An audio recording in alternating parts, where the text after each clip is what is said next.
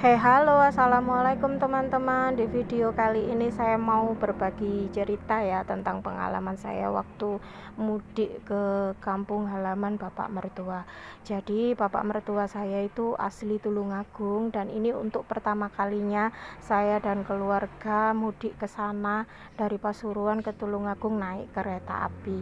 Jadi ini anak saya semangat banget ya, karena memang pemandangan rute ke sana itu benar-benar bagus banget.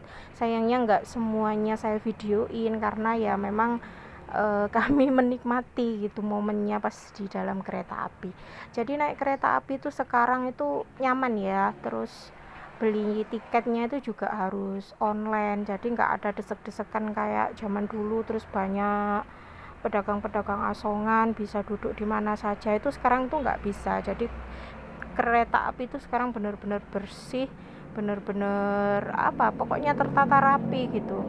Cuman nggak enaknya ini menurut saya ya, sering berhenti gitu. Jadi di antara misalkan dari Pasuruan ke Tulungagung itu kan melewati banyak stasiun, dan itu dari stasiun satu ke stasiun berikutnya itu mesti berhenti, entah 10 menit atau 15 menit. Kebanyakan sih 15 menit, jarang banget 10 menit.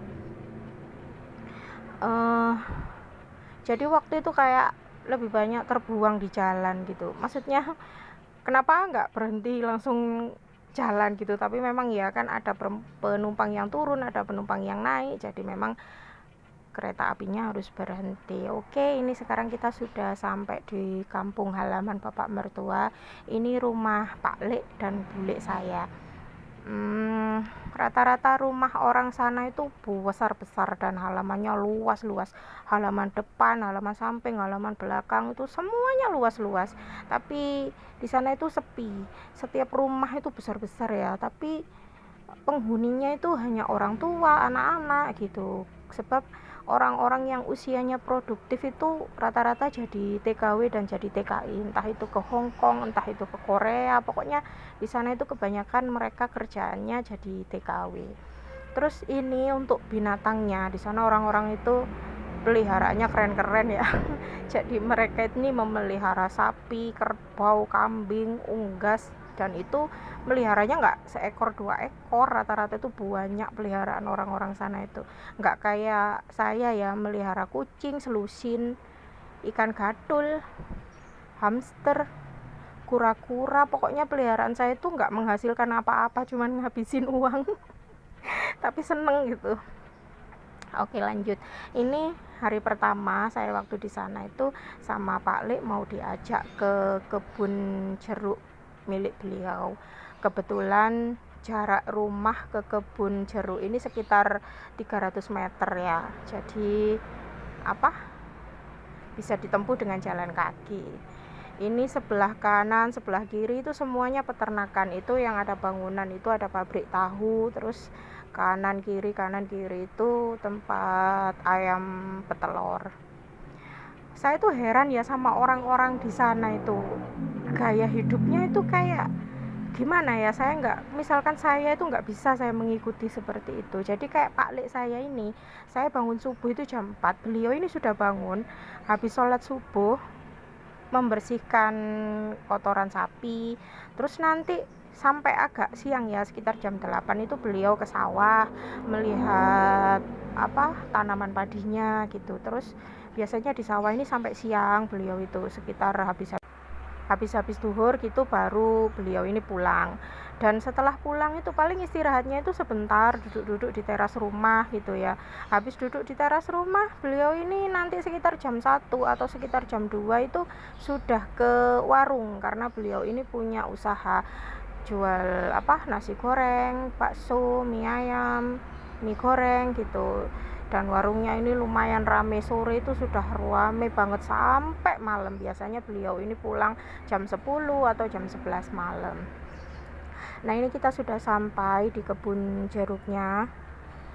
Jadi kebun jeruknya ini cukup luas dan tanamannya itu banyak banget. Cuman saya sama Pak Le ini dikasih satu pohon, jadi saya cuman boleh mengambil di satu pohon itu, karena pohon yang lain itu sudah dikulak gitu loh, diambil sama tengkulak. sudah dibayar sama tengkulak, sedangkan untuk beberapa pohon itu beliau sisakan memang untuk keluarganya sendiri. Jadi saya disuruh ngabisin satu pohon ini ya, dan tidak sanggup saya ngambil yang pendek-pendek saja yang masih saya jangkau. Itu dapat 2 kresek merah, dan itu saya kepikir nggak bisa bawanya dari sana ke Pasuruan karena saya kan naik kereta gitu. Kalau bawa mobil sih enak ya.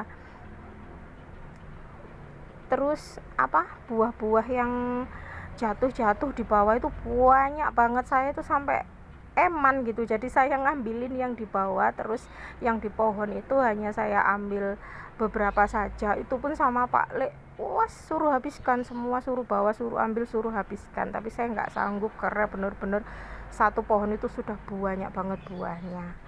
Masya Allah, kangen jadi rindu. Yang saya rindu itu suasana seperti ini, sebab selama 8 tahun saya menjadi menantu keluarga ini, sebelumnya itu belum pernah panen jeruk karena mungkin masih muda atau memang belum musim panen. Nah, kebetulan tahun kemarin itu pas musimnya panen, jadi jeruknya itu sudah tua-tua, alhamdulillah ya.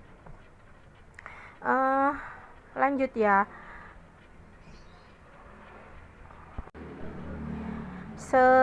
lanjut cerita tentang Pak D saya tadi ya, Pak Lek saya tadi ya. Jadi beliau ini sepulang dari warung itu sekitar jam 10, jam 11 kan, jam 11 malam kan. Nah biasanya saya tuh jam 2 malam itu kan saya selalu kebangun ke belakang itu saya melihat Pak Lek sama Bu Lek saya ini sudah bangun. Beliau ini habis sholat tahajud gitu mungkin ya, kemudian duduk gitu wiritan sampai pagi, sampai subuh itu wis. Jadi saya itu, mereka ini istirahatnya itu kapan gitu, karena siang kan sibuk mulai dari membersihkan kandang sapi, ke sawah, berdagang, berkebun, belum nyari makan sapinya. Terus habis itu malamnya masih ibadah. Jadi siang mengejar dunia, malam mengejar akhiratnya. Kalau saya seperti itu mungkin kepala saya pusing ya. nggak ada tidurnya. Terus di sana itu ya, di depan rumahnya Pak Le itu habis nyebrang jalan raya itu hamparan sawah itu seperti ini. Bagus banget. Jadi di sana itu banyak ya spot-spot bagus gitu ya. Meskipun itu cuma sekedar di sawah gitu. Sayangnya nggak ada yang saya videoin secara spesifik gitu, sebab saya kan lebih banyak berfoto-foto saja untuk koleksi pribadi. Mungkin untuk selanjutnya saya akan videoin satu persatu tempat buat konten dengan kualitas video yang lebih baik lagi. Terus di sana itu ya kayak burung-burung, kayak burung perkutut, burung dara, itu banyak banget. Jadi nggak ada orang memelihara dan nggak ada orang yang mau menangkap gitu.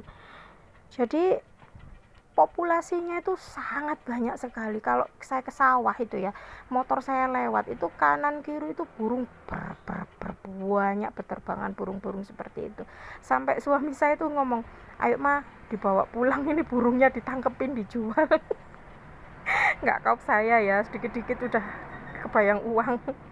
Tapi beneran loh, orang sana itu nggak ada yang memelihara burung kayak gitu. Mungkin yang dipelihara itu ya burung-burung yang para pecinta burung, yang burung-burungnya mungkin ya burung-burung mahal gitu aja. Kayak burung-burung seperti burung dara, burung kutilang, burung-burung kayak gitu tuh, perkutut itu nggak ada di sana itu orang memelihara. Jadi dibiarkan bebas gitu aja. Terus di sana itu nggak enaknya itu gini, kalau pagi-pagi itu saya misalkan pengen sarapan ya, beli sarapan di luar itu susah. Jadi berapa kilo dari rumah Pak Lek saya itu nggak ada orang jualan nasi itu kalau pagi itu. Kalau di sini kan berjajar-jajar ya, setiap berapa meter pasti ada orang jualan. Kalau di sana itu nggak ada, karena mungkin orang-orangnya lebih banyak kalau pagi itu ke sawah. Jadi misalnya saya kepingin makan makanan khas Tulungagung itu harus ke kota dulu, yang jaraknya itu ya sekitar berapa kilo gitu, baru nanti nemulah pedagang makanan kayak buka warung gitu. Terus di sini nih ya orang-orangnya itu meskipun nggak kenal gitu ya, saya kan nggak kan sama tetangga satu sama tetangga sebelah gitu tuh nggak kenal. Tapi kalau ketemu kita itu mesti disuruh mampir, disapa gitu. Bahkan orang-orang yang duduk di pinggir-pinggir jalan itu menyapa gitu. Senengnya di situ. Saya pengen nanti insya Allah kalau saya sudah merdeka secara waktu dan merdeka secara finansial, saya tuh pengennya hidup di desa, punya rumah yang sederhana saja, kecil saja gitu. Yang penting saya bisa fokus ibadah, saya bisa menikmati hari-hari tua saya, dan yang terpenting itu nggak main sosial media lagi. Tapi nggak tahu bisa apa enggak ya. Lanjut ya, ini waktu sore hari, jadi kita itu perjalanan mau ke Gunung Cemenung. Nah itu kelihatan kan, itu gunungnya.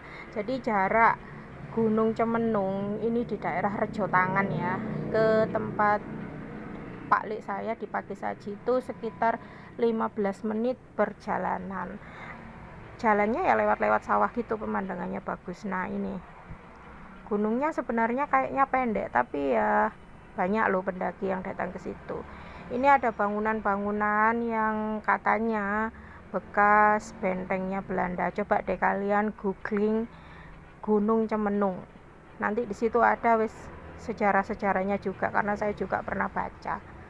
Sekarang itu apa ya, di sini tuh ramenya itu banyak bangunan-bangunan nggak resmi gitu loh, kayak warung-warung kotak-kotak yang menurut saya merusak pemandangan. Karena 8 tahun lalu pertama kali saya kesini tuh masih bagus, alami banget, terus pilih spot foto dari manapun itu enak gitu. Kalau sekarang dari sana kelihatan warung, dari sini kelihatan warung, kayak kurang asik aja gitu loh. Tapi secara keseluruhan sih masih bagus ya tempatnya. Oke, itu dulu cerita dari saya. Mungkin next kalau kita ke sana lagi bakal saya videoin lebih detail dan lebih rinci, dan tentunya dengan kualitas video yang lebih bagus. Ini sebab memang video lama ya, yang memang cuman untuk koleksi pribadi saja. Terima kasih yang sudah nonton. Bye bye.